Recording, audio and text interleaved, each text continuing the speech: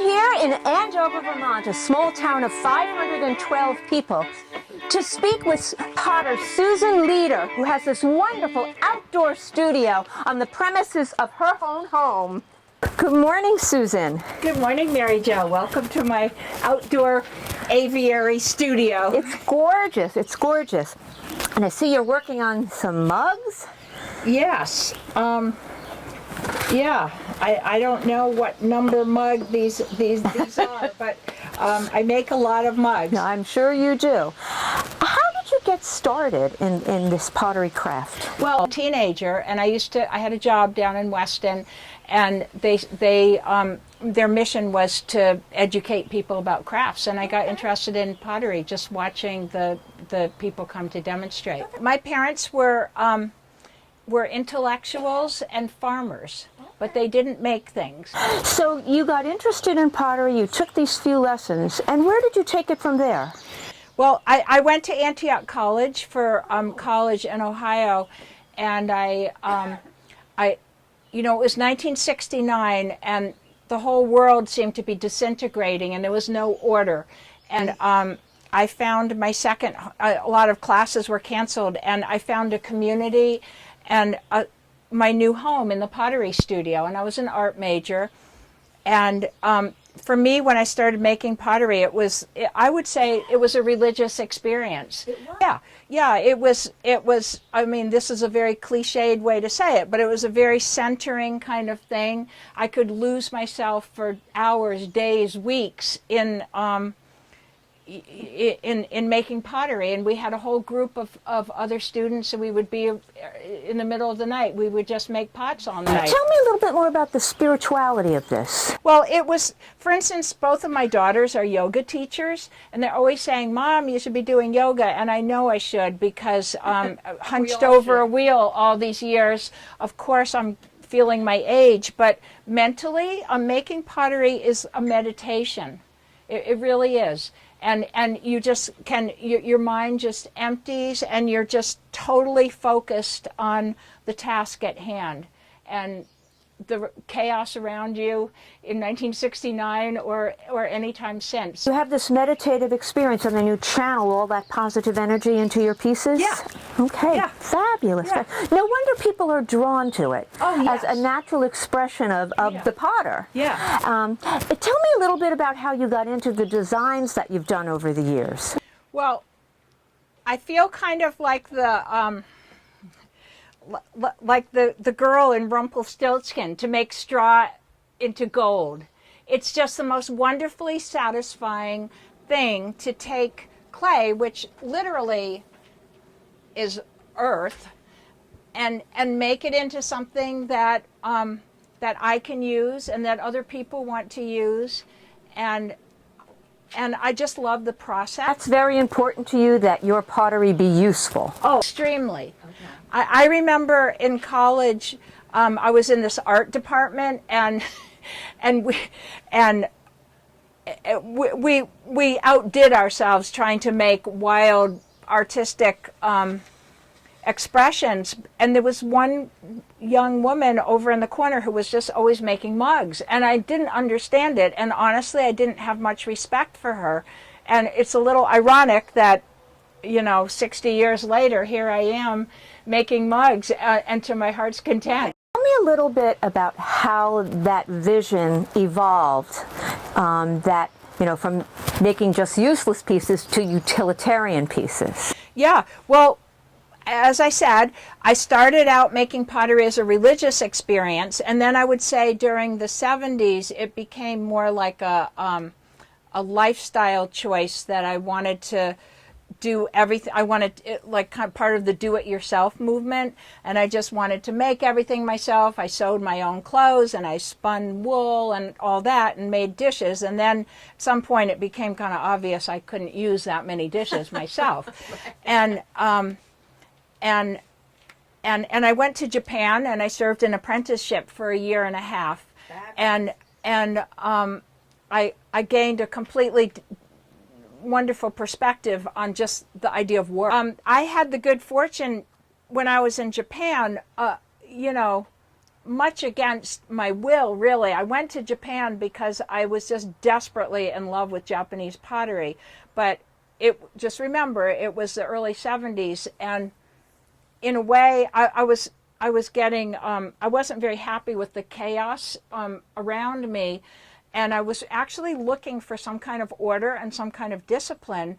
And in a strange kind of way, I found it working in these remote pottery villages where everybody's done exactly the same thing, the same way for centuries. Of course, it didn't fit with my lifestyle and my philosophy, but in many ways, it was very painful. But I got to the point of being very, very fluent technically. And once I had that technical fluency, it's all a pleasure. It's not a struggle or frustration at all. And then I was very lucky to, well, what happened, my husband and I had children starting in the mid-'80s, and we were lucky enough to have inherited my family's farm. My husband's a violinist, and I'm a potter, and that was the case when we first met. But from living in Japan, I got the idea of a family pottery business. After we had kids, I realized we had to earn a living, and so although originally I was very opposed to earning money or any of that business, I'm a real creature of the 60s. I just realized that I was going to have to make pottery into a way to earn a living, and we were able to do that because we didn't have to buy some land. So, Susan, you were talking about your experience in Japan, and you said you became fluent in technique. Have your techniques evolved over the years? Have you continued to study? Have you developed your own personal technique? At some point, I got the Japanese style out of my system, and I realized that I'm not a Japanese person sitting in a Japanese pottery village making what my grandparents made, and I realized I needed to come up with my own style, and I did that. I was able to do that. And how would you characterize that style? Well, it's a creature of my husband's artistic abilities and my ceramics abilities, and I've played around with all sorts of ideas, but I landed on this idea of spongeware. So all the pottery that I originally, so I really dug deep into American styles. And so the original American pottery that was most popular and most used during colonial and revolutionary times was blue spongeware.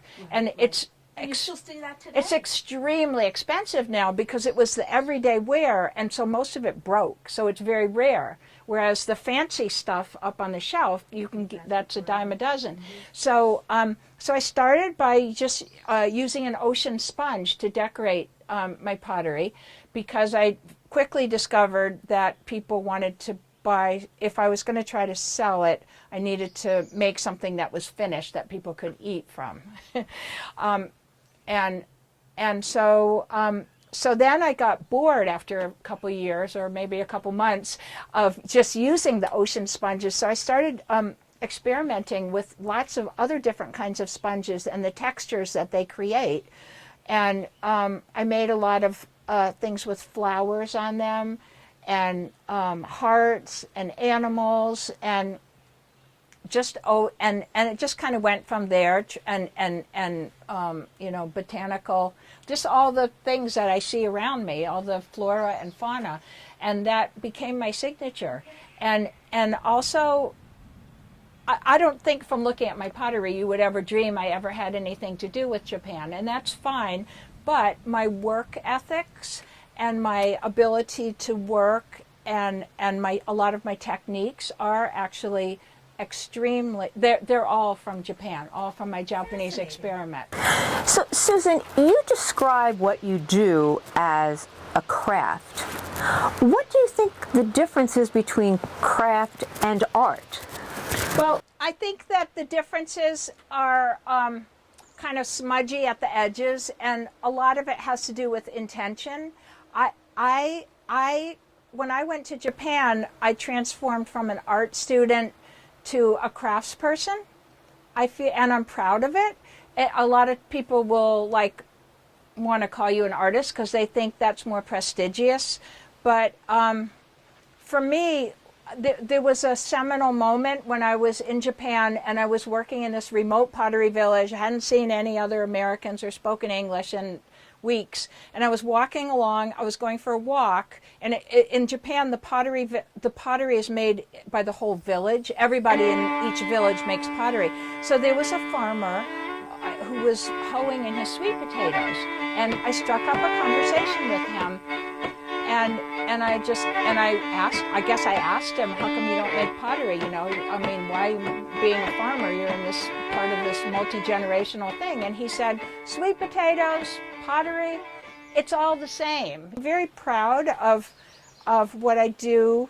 I do sometimes do what I call artistic pottery, but it's not really where I get my yayas from. I consider myself a folk artist, which might be presumptuous, I don't know, but that's how I think of myself. You are entitled to your opinion. And in the Mingei folk artist tradition in Japan, you would just make like a lot of things, and somehow I guess the idea is that whatever's coming up from your subconscious is going into all of them, and though they may look all identical at the beginning, by the time they've endured fire and glazing and everything else, each one just becomes its own natural creation. True artistry piece. Yeah, yeah.